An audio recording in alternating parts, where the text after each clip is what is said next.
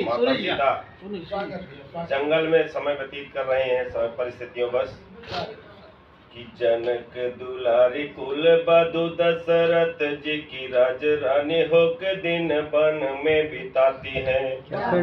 रहते थे घेरे जिससे दास दासी आठों धाम याम अदासी बनी अपनी उदासी को छुपाती है।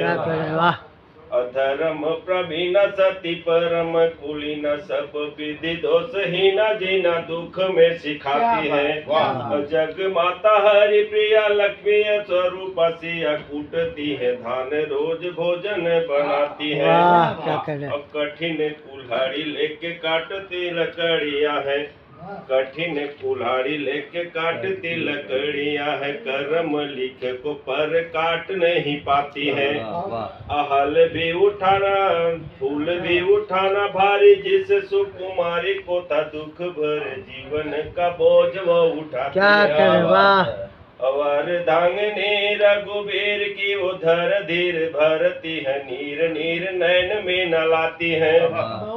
जिसकी प्रजा के अपवादों के कुचक्र में वो पीसती है, चाकी स्वाभिमान को बचाती है।